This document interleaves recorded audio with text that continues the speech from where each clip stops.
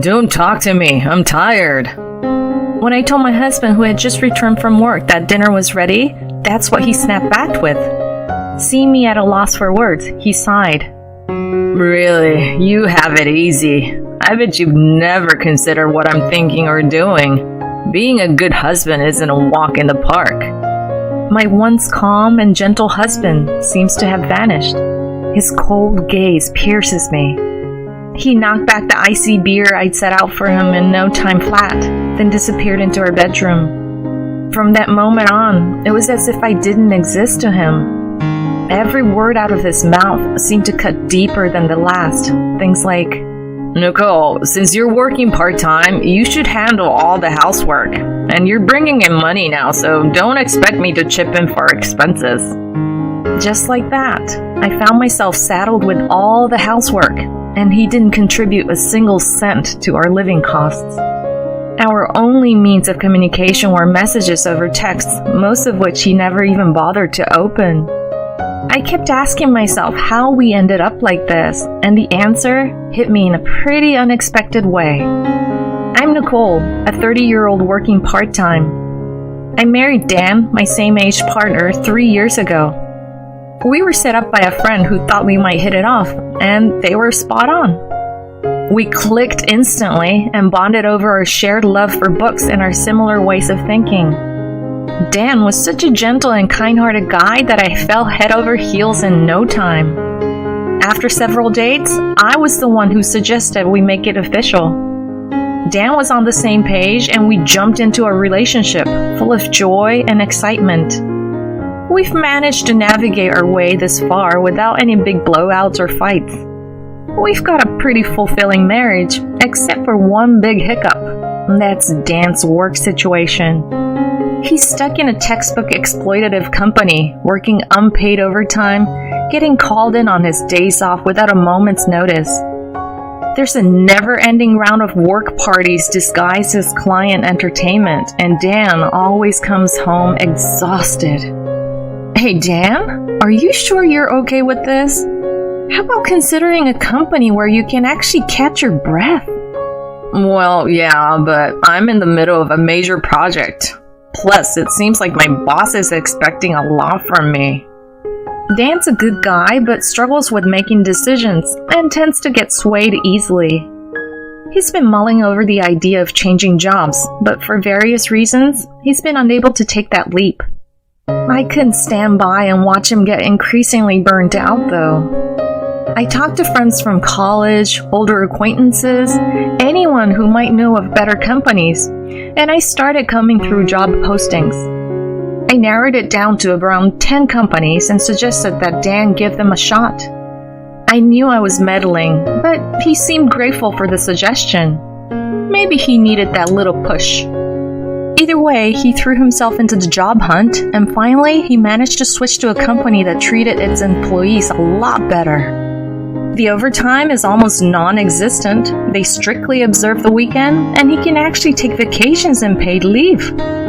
Dan, who'd been physically and mentally drained, began to regain his vitality and seemed more lively since the job switch. I was beyond relieved that I'd pushed him to change jobs.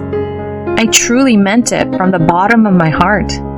Then, about 6 months after Dan made the switch, during a break at my part-time job, I noticed that he had tried to reach me. Wondering what was up, I stepped outside to return his call. Hello? Dan? What's going on? Dan picked up immediately, seeming to be on break too. Sorry for the sudden ask, but can I invite my coworkers over this Sunday? They all are curious to meet you. His request was unexpected, but not unwelcome. I was actually relieved that Dan seemed to be making friends at work. Absolutely! I've got the weekend off. Maybe I'll go out and cook up a storm, I replied, which seemed to cheer Dan up. Thanks. We chatted a bit more before ending the call. Okay, time to figure out the menu. A few days rolled by, and it was finally time to host Dan's coworkers. They all turned out to be senior members of his department. They were pretty decent folks, showing up with gifts and even lending a hand to set the table. Among them, a guy named Howell seemed particularly attentive to me, striking up a conversation. So, Nicole, what do you usually get up to? On my days off, I read, and recently Dan and I have been hitting the shops. Then Howell started throwing all sorts of questions my way. I see. But you also work, right? Do you and Dan split housework? Who manages your finances? Do you have an allowance system? How much do you typically spend on living expenses per month? His interrogation left me a bit startled. Why would he ask such things? Despite being Dan's senior, it felt intrusive. Caught off guard, I tried to laugh it off and looked to Dan for a rescue. Hey, Dan, could you lend me a hand with these empty cans? Dan, all smiles, obliged, and we both slipped away. Once in the kitchen, I expressed my discomfort to Dan about Howell's prying questions. He seemed a bit taken aback, but asked me to bear with it because Howell was a senior he looked up to. That didn't sit right with me, and I was about to voice my objections when Dan, as if deciding the conversation was over, shook his head and went back to entertain his coworkers. I was left feeling frustrated and muttered under my breath out of everyone's earshot. What the heck? That day, unbeknownst to me, was a game changer in our relationship. Fast forward 2 months after we hosted Dan's coworkers, Dan started acting strange. He was more distant, even a bit cold. He just didn't feel like the Dan I knew. He had always been helpful with chores like cooking and cleaning, but recently, he'd completely stopped. Even though he now had more spare time than when he was slogging away at his old job, he didn't lift a finger around the house. Also, he hardly spoke to me anymore, giving curt answers to my attempts at conversation. He'd stopped accompanying me shopping too. After enduring this bizarre behavior for a while, I thought of proposing a vacation during the long holiday the following month. How about hitting the beach for the next long weekend? Remember that gorgeous place featured on TV the other day? I asked as Dan walked in from work. He shot me a quick look, but instead of replying, he just cracked open a beer and started drinking. When he didn't respond, I figured he didn't hear me and gave it another shot. Then out of the blue, he scrunched up his face and snapped. Give it a rest. Don't talk to me. I'm tired.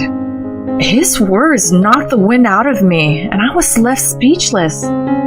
Seeing my stunned face, he let out an exasperated sigh, downed his beer in one gulp, and vanished into her bedroom. After that, his already distant demeanor froze over completely. He started to brush me off whenever I tried to strike up a conversation and shot hurtful remarks like, Nicole, you have a part-time job, so you handle the chores. I'm not chipping in for the bill since you're bringing in money. He held true to his words, not shelling out a single cent, leaving me to juggle the chores and bills alone. I was at a loss, unable to fathom why he changed so drastically. Our attempts at discussion fell on deaf ears. Our only mode of communication was through text, which he would often ignore. Fear started creeping in, suggesting Dan might be cheating on me. Could it be that he's head over heels for another woman, leaving me out in the cold? The mere thought was unbearable, and I set out to gather evidence, sneakily checking his phone and his old social media accounts whenever he dozed off. I did find he was frequently calling his workplace senior Howell, whom he admired greatly, but I found no trace of infidelity. The mystery of Dan's chilly behavior left me feeling on edge, and the stress began taking a toll on my health, leading me to spend most of my free days in bed. One day, I woke up on the couch just as Dan was getting home from work. He flung his suit jacket at me, looked down at me with cold eyes, and barked, "Hey, what's for dinner?" I couldn't believe he showed no concern for his ailing wife. Fed up, I hurled his jacket back at him, retorting, "Don't talk to me! I'm tired!" Taken aback, he tried to backtrack. I mean, you didn't whip up dinner, huh? Seeing his discomfort, I stood up, fetched some documents from the cabinet, and shoved them under his nose. I'm stuck doing all the housework and footing all the bills. You ignore me, show no concern for my health. What's the point of being married? Look at these figures. I've got savings and I make enough to get by on my own. As he stared at the bank documents, a look of confusion crossed his face.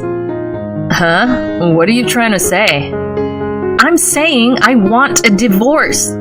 You're not into me anymore, right?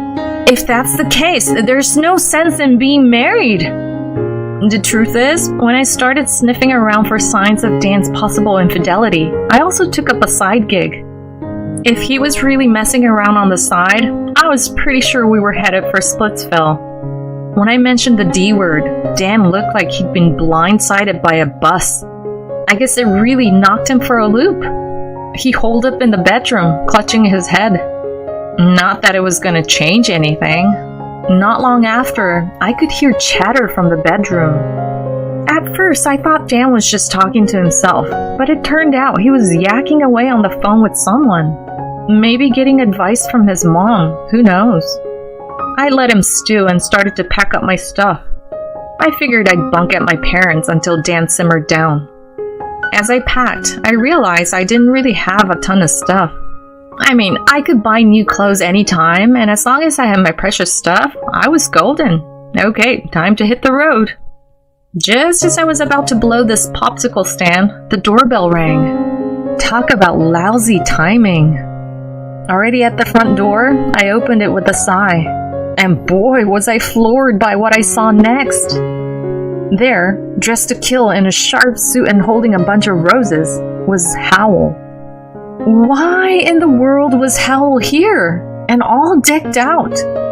While I was gobsmacked, Dan, who was supposed to be on the phone in the bedroom, came barreling out. He started with a smile, but that faded into a look of utter confusion. Oblivious, or just ignoring the awkward situation, Howell gave me a warm smile and said, "Nicole, I've come to sweep you off your feet." Both Dan and I let out an incredulous, "What?" Dan snapped out of it before me and let loose. "Oh, I get it, Nicole. You're sneaking around with Howell, and that's why you're talking about divorce." I was about to set Dan straight on his wildly incorrect accusation, but Howell got there first.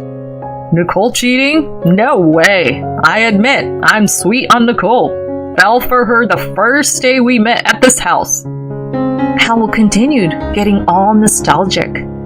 "I wanted to go steady with her, but you were cramping my style, Dan.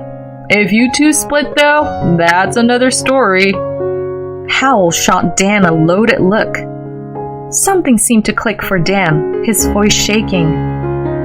Hold on, the advice about skipping housework to look macho or playing stingy with the living expenses so I wouldn't be taken for a ride? Bingo! All that advice was to get Nicole to dump you. I didn't think you'd swallow such dumb advice, hook, line, and sinker. Howell had a good laugh at Dan's expense. I was too gobsmacked to say a word. Howell is single.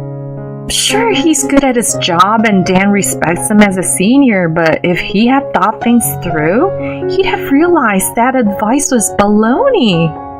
Dan's wishy-washy, easily swayed nature was really biting him in the butt now. Everything played out just like I planned. You two are divorcing. Thanks, Dan, for the heads up and letting me come to whisk Nicole away. It all clicked into place. Howell showing up now, Dan on the phone with them earlier. No way. Howell couldn't be that ruthless, but he's actually here. Dan seemed to be spinning, cursing Howell one second and bemoaning being duped the next. After going through the motions, Dan finally turned to me. You heard the whole shebang. This guy played me. I'm not the bad guy here, am I? Don't even mention divorce. Let's take it from the top. Dan shot me this weird half-laugh, half-cry look, but my mind was already made up. I don't need a dim-witted husband who'd rather believe some colleague over his wife. Hearing this, Dan, looking crestfallen, busted out laughing as if he'd lost it. Tears welled up in his eyes. Why on earth did he think I'd call off the divorce? Fed up with the drama, I grabbed my stuff to split, but Howell's blocking my way, eyes brimming with tears for reasons I couldn't fathom. I'm over the moon. Nicole, you picked me over Dan. His triumphant laugh was soon replaced with a dead serious face. Nicole, I love you. Please, be mine. Not a chance! Why in the world would I pick you? You're creepy! You started this whole mess! I'll despise you forever! When I spit this out, Howell, Mr. Confidence a second ago, was dumbstruck. Could you please just leave? If I see your face again, I'm calling the cops. Actually, I'm doing it right now. You make my skin crawl. Anger coursing through me, I whipped out my phone. Maybe it was the threat of calling the cops, but Howell's smug attitude changed in a flash, and he whimpered, "Please, anything but that," before hightailing it out of there. A month later, Dan and I were officially over and done. It all went down quicker than expected, thanks to my mother-in-law who persuaded Dan to agree to the divorce after she got the lowdown. Dan finally came to grips with what he'd done and apologized. For a moment there, I thought maybe if he was genuinely sorry, we could try again. But hearing about his shenanigans since then, any such feelings evaporated. Seems like after our split, a buddy introduced Dan to a woman and he drove right in. Another buddy introduced him to another woman and he started seeing her too. I knew he was a pushover, but this was beyond belief. Of course, it came to light that he was two-timing them, and the whole thing exploded in a crowded place. What a sorry spectacle. I made a promise to myself to erase Dan from my life. Since then, I haven't run into Howell, the cause of all this chaos. He must be terrified of being reported. From what I heard, he was so rattled by everything that he started blowing off work and got canned. He's since fallen off the grid. As for me, I decided to cut all ties and move far away. I'm now making more from my work-from-home gig than my part-time job, so moving wasn't a big deal. I found myself living solo for the first time in a while. Thought it'd be lonely, but it's been anything but. I work when I feel like it, eat when I'm hungry, and chill when I want to. Life's never been better. From now on, I'll forget about these losers and live for myself. That's what I was thinking, sipping my post-dinner coffee.